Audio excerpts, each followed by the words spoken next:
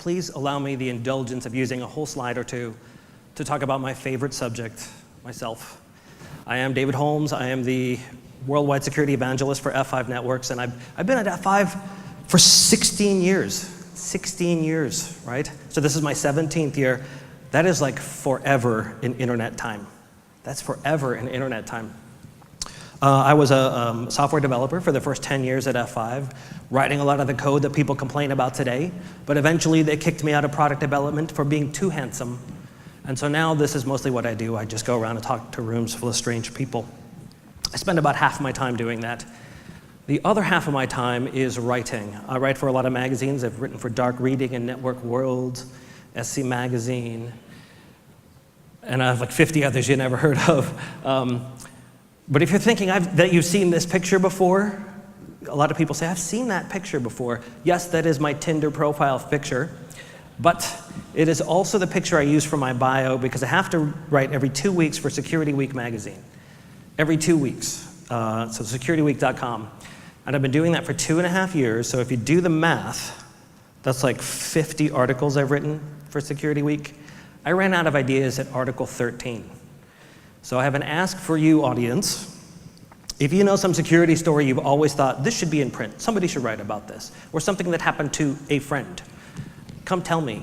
Come tell me after this little talk, and I will write up your story. If you like, I will quote you. I will give you whatever title you want, or you can be anonymous. However, so a third of my articles come from that exact same pitch. I want to give you an example of my favorite one this year. I gave a talk like this. If I were to have a subject matter expertise, it would be cryptography. So I write a lot about that. Somebody came up to me after and said, David, I've got an idea.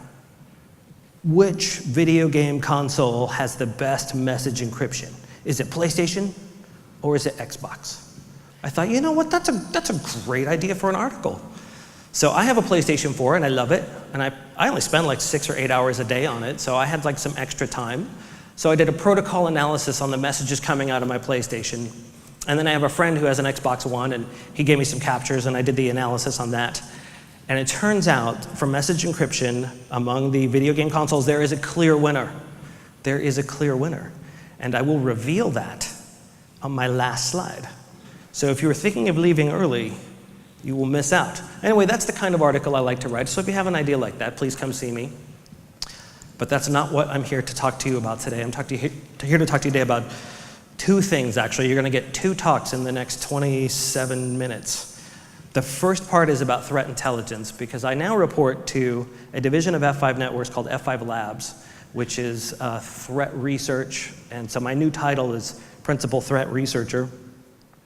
A lot of it is fun stuff, but a lot of it relates to threat intelligence. So I thought I would talk about some of the things we report from a research perspective from F5 Labs, and then we'll dive a little bit deeper into one of the actual reports we released, which you have a copy of on your table if somebody hasn't stolen it already. So let's talk about threat intelligence and application threats. It's an amazing time to be alive, right? Everything's got a computer in it, and they're all getting connected to the internet. Outside my house are these giant windmills. I don't know if you can see that. On the far right of that, your right of that picture, the giant windmills, which are as big as airplanes. They're connected to the internet. You can go and search for them, find them, and connect to them. Please don't change their speeds, though, because they can blow up. But it's a great time to be alive because everything's connected to the internet, and it's enabling all kinds of new business systems, like the whole smart city plan. I think you guys down here are doing smart cities. Good for you. But it increases the threat exposure, right? So let's take a look at a breach timeline. How do breaches happen, and how can we apply that to that sort of internet-connected world? So across the bottom of this slide is like a timeline of, let's say an attacker is targeting your organization. They spend a significant amount of time on the reconnaissance phase, right? That's the red block down there at the bottom. They might spend 100 days or 50 days doing reconnaissance on your organization. That's things like getting your network topology, fingerprints, probes. One favorite way to do it is go to LinkedIn and get the list of system administrators that work at your organization. Right? From that, you might be able to get their usernames and then figure out what social media platforms they're on, what email platforms they're on. Eventually, they might be able to break in through the system administrator. So that's the reconnaissance phase. Now, When they're ready, they do a breach, they get into your system. That's this little gray box attack, we'll call it day 0 here. So many of our tools are developed specifically for that day, to keep people out, right? IDS, IPS, we have FireEye as one of our partners. They excel at this. It's in that little spot. And then in the timeline, there's this period afterward where ideally you might know you got breached, but in many, many cases you don't. And so here in Asia, the period between when you get breached and when you find out is almost 400 days. Almost 400 days. That's, last time I checked, that's more than a year. And so you might find out when all of your customer data appears on Pastebin, and then some journalist sees it, and then he writes about it. So we've got all these cool tools for that little gray box. Couldn't we apply, and in the post-attack detection, there's really nothing to do except for forensics, and I hope you keep your job. Isn't there something we can do about this red reconnaissance phase? That's what threat intelligence is trying to provide. Visibility into, let's see if we can work on gaining context into what people are doing for the reconnaissance phase to try to help solve that problem. So we see there's 2 kinds of threat intelligence. There's machine to machine and human to human. And I'll explain them both very quickly. Machine to machine is exactly what it sounds like. It's generated by machines for machines. So if you're familiar with F5, you might know we have a cloud service where we protect our customers from web application attacks and DDoS attacks. Of course, we use the attack data that's generated by that cloud as a feed for threat intelligence. But we also have other people's threat intelligence feeds from machine to machine, and we feed those into ours, right? So you would think, oh, okay, that's great. We use threat intelligence, but if you do, you know it's not a silver bullet. You can't just hook your machines up to threat intelligence and say, okay, I'm done. They tend to require training and experience, and most mature security organizations that I know, they use multiple feeds, right? They use multiple feeds, and the feed quality can vary. Some are paid, and some are free, and the quality of each doesn't necessarily track with how much you paid for it. Some feeds are better for your industry. Some feeds are better for certain geography. Some go stale quicker than others. That's all stuff that it takes experienced people to be able to apply the context to. Also, if you get a bad feed, you probably know that can send your security team chasing after ghosts and things that aren't real when they could be actually doing security work to try to mitigate some of that stuff we talked about earlier. Human-to-human threat intelligence, that's what we want to do at F5 Labs. It's more about providing the context, the idea of what's going on. So we're generating these reports, and I'm going to talk about one of them. But the report, actually, I think I might have a slide in a minute. In the report, we're trying to talk about what are the attackers doing, what are they after, who are they if we know, and that's always problematic to say who they are, because if they're any good, they're going to be good at hiding themselves. Otherwise, they would have been caught, and they're not attacking you anymore. What are they after? All of these things we try to put in the reports. Here's one that we try to model ourselves after. This is the Homeland Security report for the Grizzly Steppe affair. And you might be thinking, the Grizzly Steppe affair, what was that? It rings a bell. This is the Russians meddling in the United States elections, which may or may not have gotten Donald Trump elected. So it's a very topical report, one that's worth reading. The second half of the report is all machine-to-machine threat intelligence. It's IOCs, it's lists of indicators of compromise, bad subdomains, IP addresses, malware signatures. But the first half of it is actually good human-to-human reconnaissance, or human-to-human threat intelligence, which explains what exactly were the Russians or whoever APT Group 28 is, how exactly were they doing it. In this particular case, they were doing typo squatting, where they would register a domain name very similar to their target. Let's pretend it was dnc.org that they were attacking. Maybe they registered dnc.net. That enables them to make phishing campaigns with certificates, or they might just get lucky and somebody accidentally logs into dnc.net and they get in that way. So that's really good human-to-human threat intelligence. We try to model our reports on that. So I mentioned on your table is a copy of this report. We're quite proud of this one, and I'll explain a little bit of the history of it. This is the Hunt for IoT Devices. This is volume 2. But we actually produced the first volume in the summer of last year. And the reason we produced it was because we and our partners, Lorica, had noticed a massive increase in scans looking for IoT devices. In fact, it was 140% year-over-year increase in telnet brute force scans. And we thought, that's significant enough. We think we should study that. So we studied that for, 18 months or so, and tracked this massive increase in IoT bots. And we record all the locations of the scanners and the loaders. And then we released a report. And we warned the world, hey, it looks like somebody's building a giant botnet. We don't know who it is or what they want or why they're doing this. And we released our report in July of last year. Well, the whole world found out about 2 months later what all that activity was all about. That turned out to be the building of the Mirai botnet. The Mirai botnet attacked Brian Krebs in September. Now, prior to the attack on Brian Krebs, it was seen attacking the Rio Olympics, but in a much smaller scale. And the world record DDoS attack prior to the Brian Krebs attack was about 400 gigabits a second. The Spam House attack in 2014. The Brian Krebs attack, 600 gigabits. That's a 50% increase, right? A couple of weeks later, OVH, the French hosting company, also attacked by Mirai, 990 gigabits. That's 50% again. And then about 2 weeks later, Dyn DNS on the east coast of the United States was attacked, and it was projected at 1.2 terabits, which is a huge attack. So if you think about it, of the world's top 3 largest attacks, 3 of them came from IoT devices. So bronze, silver, and gold, if you want to go back to a Rio Olympics reference. Now we noticed, like I said, we released volume 2 of this report where we continued our scans, now understanding the context of what somebody had built. And we noticed, see that giant spike there? It's really hard to miss, the giant blue spike.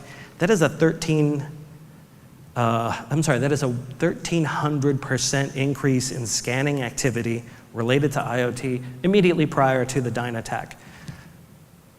There's 2 ways to interpret that. One is that it is the botnet itself building itself up to immediately launch the world's largest DDoS attack. The second, and this is what my colleagues think, is that someone's trying to build an even bigger botnet. We don't actually know the answer to that. We may find out again. I guess if we followed the cycle, it would be September of this year or whenever the next election cycle is. But we're releasing this report in order to show our findings. Now, something that's in the report that I didn't put here on slides is the top source country for the attacks is China.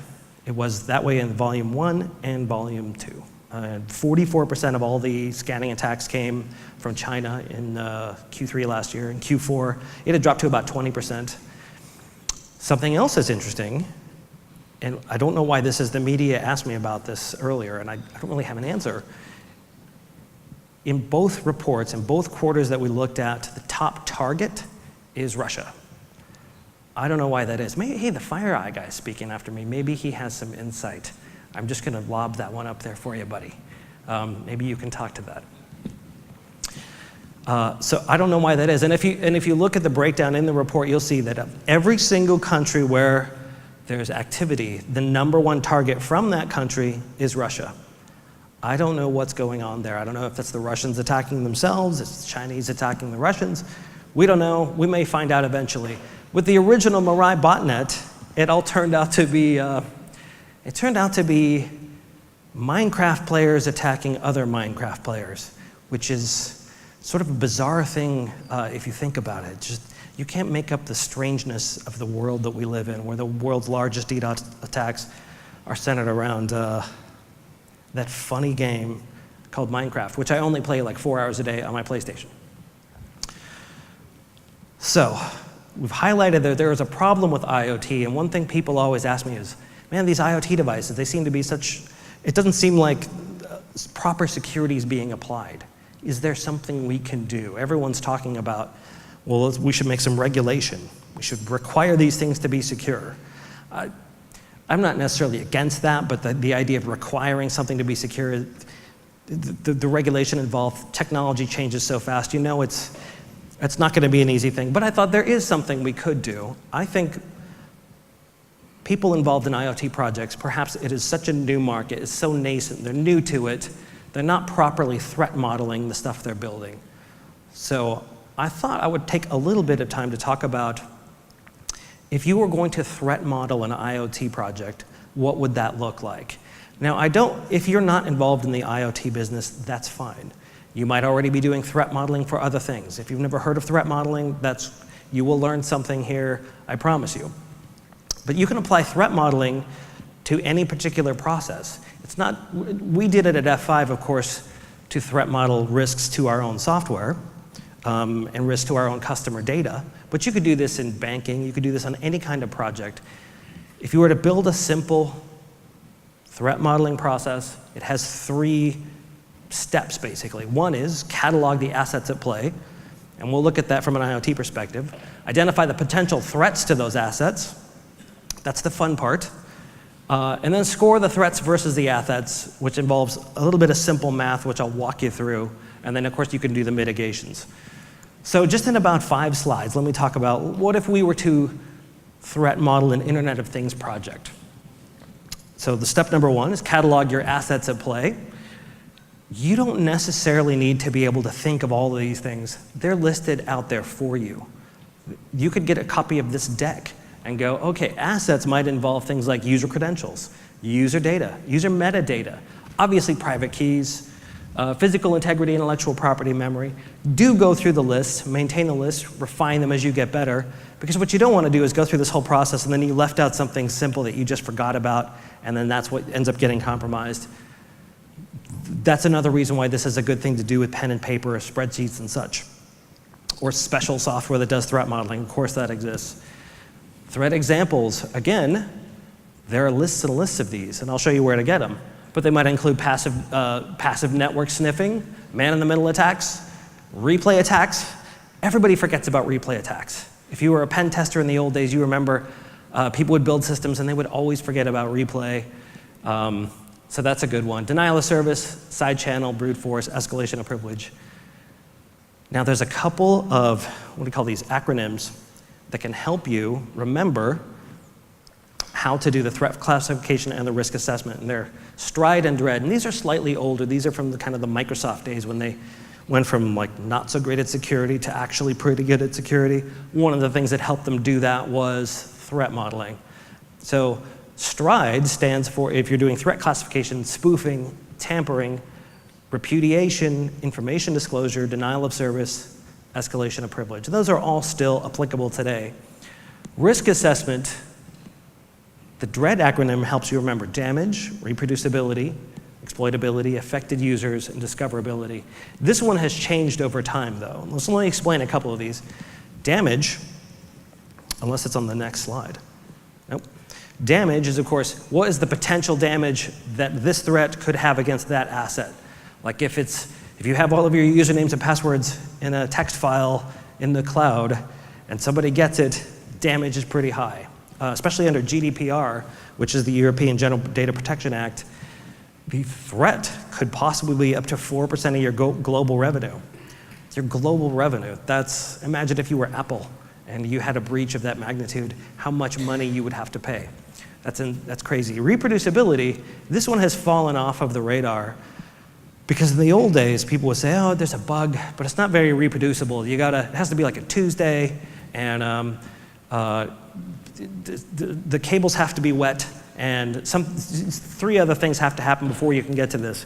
However, the reason this has fallen off and why everyone just assumes that everything's reproducible is because of the vulnerabilities process where people figured out, hey, a vulnerability is actually worth money these days. They weaponize it. So a researcher might find a vulnerability that is very low reproducible, but then they take 4 months to figure out how to make it happen every time. So you just have to assume that it's going to happen. So just always assume that if you think of a threat or find a bug, that it's going to be reproducible because somebody's going to weaponize it. Exploitability, very similar to reproducibility. How hard is it to actually get that done? And then affected users. Does this problem affect a single user, some subset of users, just admins, or everybody? Obviously, the more users affected, the higher the score. You're starting to see how this works. Discoverability is another one that's fallen off the list, where you should just assume that if a bug exists and you know about it, somebody else is going to know about it, right? A great example of this is Eternal Blue. the supposed, it was the SMB exploit that the NSA was supposedly hoarding, and then the supposed Russians, the shadow brokers, ended up hacking in and getting it, and then releasing it to the world, and then what the North Koreans weaponized it into WannaCry. So just because you know about a bug and you think no one else is going to find this out, just look at that example. Right? You'd think the NSA would have better OPSEC to the point where their really, really good weaponizations of exploits would not be so discoverable. So everybody just assume that discoverability should be a maximum thing. Here's a typical IoT high-level architecture. Unfortunately, if you're doing a full threat model assessment on the IoT, that actually comprises everything you already have plus the IoT stuff. But I don't necessarily want to talk so much about that except to say you might have cloud components with servers and databases up here. Hopefully you've already done threat assessments against those. If you haven't built a program, then be sure that you include those at some point. For a smart city, they might have sensors everywhere. I know in the States they're talking about building actual roads out of sensors. So there'd be like this little hexapod that is a solar panel with a sensor in it. And then they could measure how fast are people driving. Where is there a wreck? Why is traffic slow here? And then there'd be a sensor that would say, oh, and also the sensor's dead. How cool would that be? That's, again, the kind of scale we're talking about. So I would like to see us build this stuff with security in mind before we actually cover the entire planet in sensors. So anyway, a smart city might have sensors everywhere feeding to a collector. So maybe all these are Bluetooth or near-field communications or something. The collector's a smarter thing, and then perhaps an employee will go around with a tablet, connect to the connector, grab the statistics, be able to diagnose a problem from some of the sensors. The tablet app has to be part of the scope of the threat model assessment. Hopefully you're starting to see how this works. That could be an asset to somebody, and you should perform the associated risk assessments against it. If there's a tablet that leads to an application that leads to the cloud data, again, that should fall into the scope.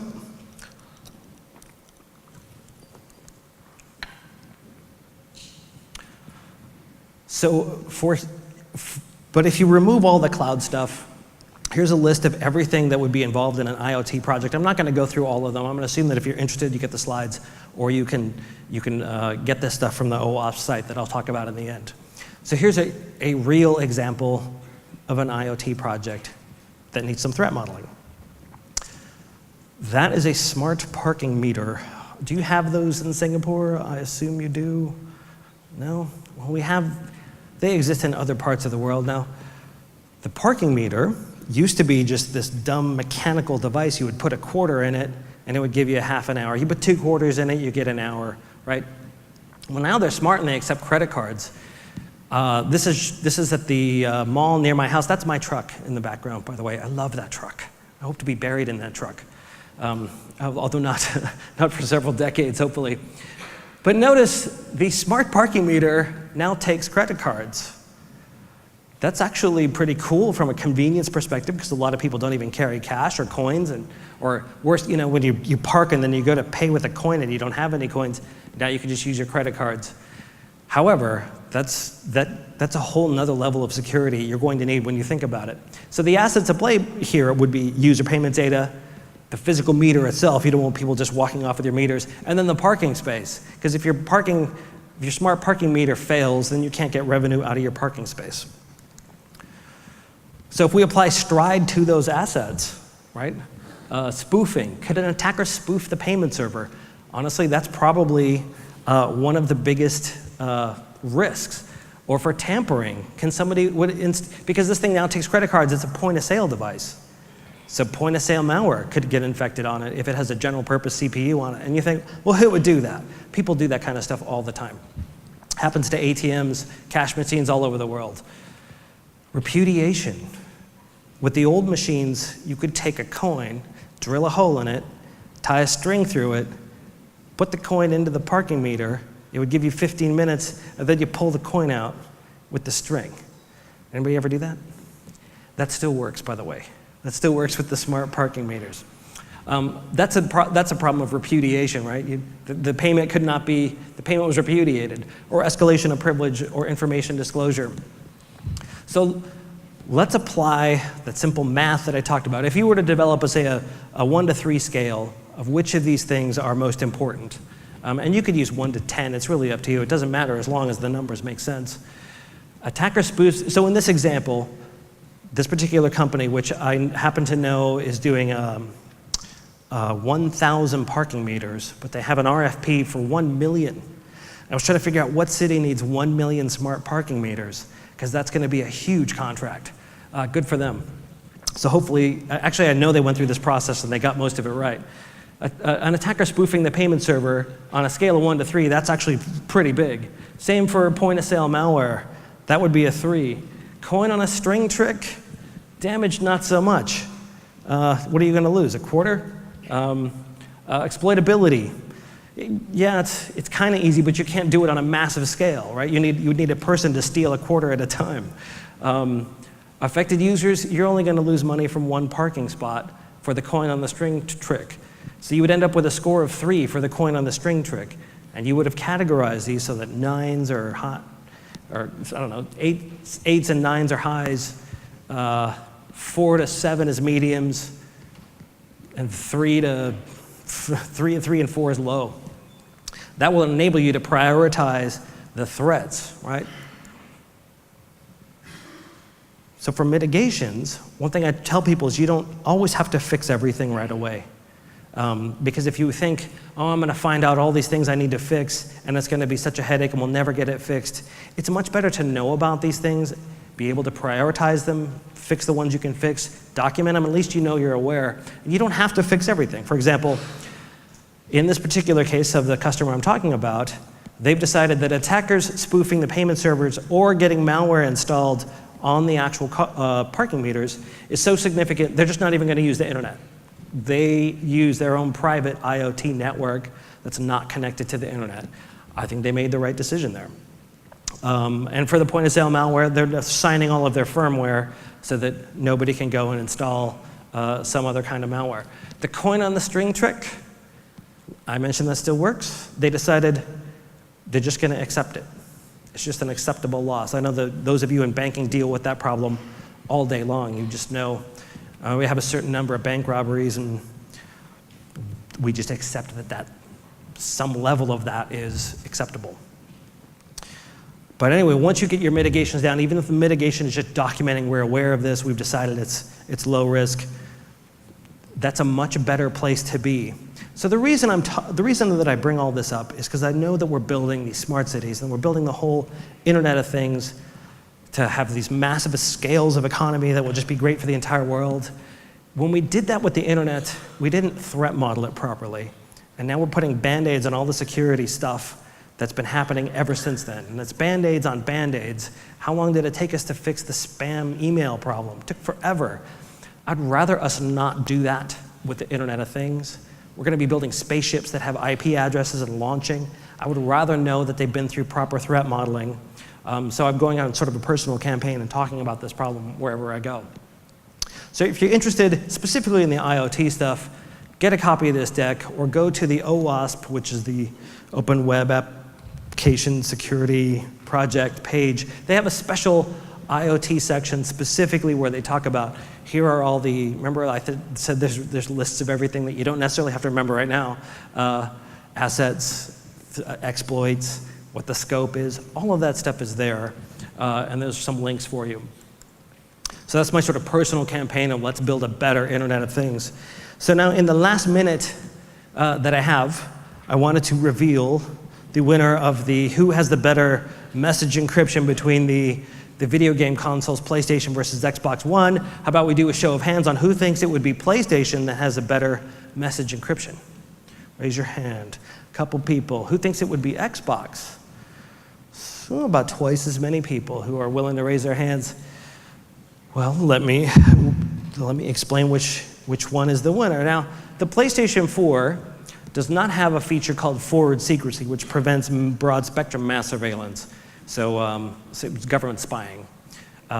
it's not resistant to government spying. It does use the AES 128 cipher, which is thought to be resistant until the end of time. Like literally the universe will die a death of entropy before you could brute force AES 128.